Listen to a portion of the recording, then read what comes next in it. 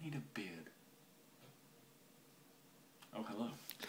Okay, guys, my name is Josh, and I'm at the YugiohTrio. I'm in the YugiohTrio. I am the YugiohTrio. This is a quick deck profile on Inzektors that are going to be a very strong deck for the rest of the format, and I can see them being good next format as well, because I have a feeling Dad is going to go back to 2, and I really hope it does.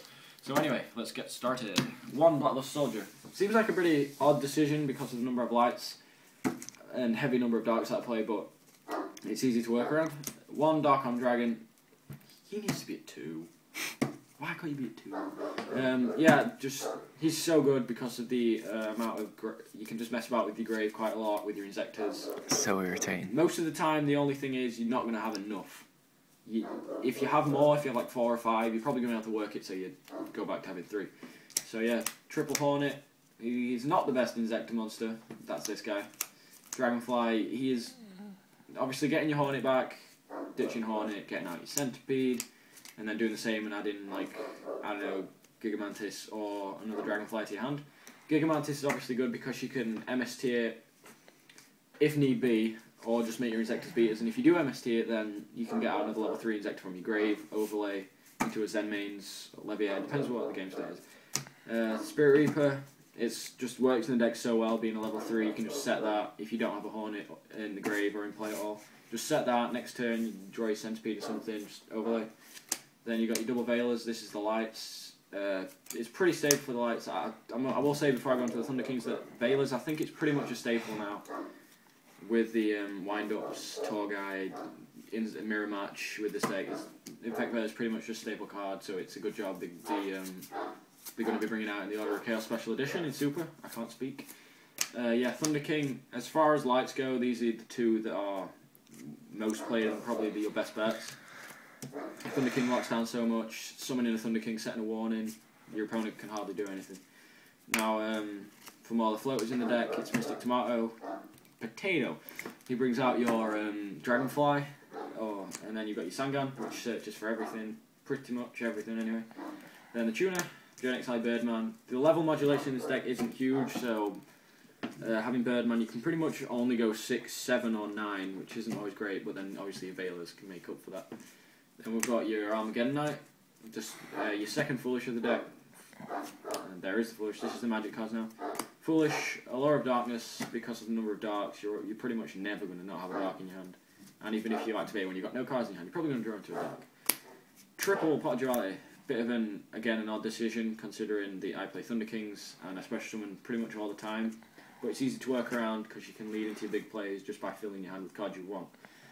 Now for the staples, Mind Control, Monster Reborn, Dark Hole, Heavy Storm, Mystical Space Typhoon ×2. Dark Hole seems to be working, but I'm not too sure because they might get you swarm the field, but I keep trying with that. Book of Moon, I'm not a huge fan of Book of Moon, I haven't been pretty much ever, but lately I've been not liking traps as much, so Book of Moon like fills in for that.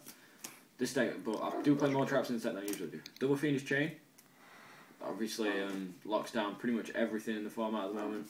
Not much can get around it except Rabbit, because Rabbit's a bitch. Cold and Haunted, just a little tech card. I like bringing back my Dragonfly if it gets destroyed, and that way I don't have to search for Dragonfly with Centipede, and I can just call and Haunted my Dragonfly, go to the Hornet play. Solemn Brigade, it's the Solemn Brigade, you negate everything. And Dust Shoot. Dust Shoot with Thunder King and a warning first turn. Ultimate Control. Right, now the extra deck is 1 Trish. Red Dragon Archfiend. This is probably going to come out because there's not many times where I'm going to want to go with this over Stardust. Only when they've got like a higher monster than 2/5.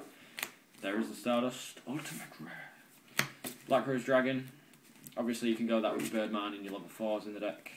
Gryo, really easy to go into, and you do seem to have hand advantage quite a lot in this deck, so he's never dead. Underground Arachnid, for those that don't know what this do, when it attacks, your opponent cannot activate magical trap cards, spell cards, should I say, and don't want to get sued. And it can, once per turn, you can equip a monster your opponent controls to this card, and when it will be destroyed, you can destroy that card instead, so obviously really good. Ally of Justice Catastor. Good against agents, attacks over Hyperion, and pretty much anything that plays VLS, it just gets over that. Android, I like it over TG Hyperlibrarian, to be honest. Just gaining the life points seems better to me. Armory Arm, because I enjoy doing the Armory Arm BLS OTK. Ask Connor. Dick. Utopia, just you're not going to go into it much unless you've got, you know, a Levier, you bring back one of their level 4s, like Monster Reborn on. But it's there just in case. Zenmain, yeah, Zenmain's stalls on it, and it's level 3, rank 3 should I say. Really easy to go into. 1 Leviathan Dragon, just beat her. 2 Leviers, might go down to 1 and put in another Leviathan Dragon, because you're not going to want 2 Leviers most of the time. And a Giga Brilliant. I like Giga Brilliant quite a lot. Yeah, that's all I have to say. I like it. Now the side deck. I wouldn't recommend copying this. I'd say do more based on what you see at your locals, but if you're having struggle, maybe some cards in here will help you out. So, 1 Chaos Sorcerer. If I had another one, I'd probably side it. That's a Chaos Hunter, Josh. Yeah, Chaos Hunter. I do apologise. Obviously, discard a card, special summon it, and your opponent can't move a card to play, so Rabbit's fucked. Chaos is fucked. You're just really good. Double Decree. Maybe go up to 3. I'm not sure. But I do play a lot of traps, obviously, so game 2, depending on what I'm playing against, I can side out my traps, put in my Royal Decrees, and all that shenanigans. Double Royal Prison, good against wind-ups and plants. Double Disappearance, again, wind-ups, agents, all that sort of stuff. Double Lightning Prisoner Mirror.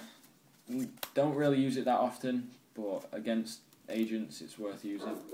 Double Bottomless for against Rabbit, because 1 person plays Rabbit in my locals. The 3rd Mystical Space Typhoon, for against, you know, TGs or the trap heavy decks, Gravekeeper for example.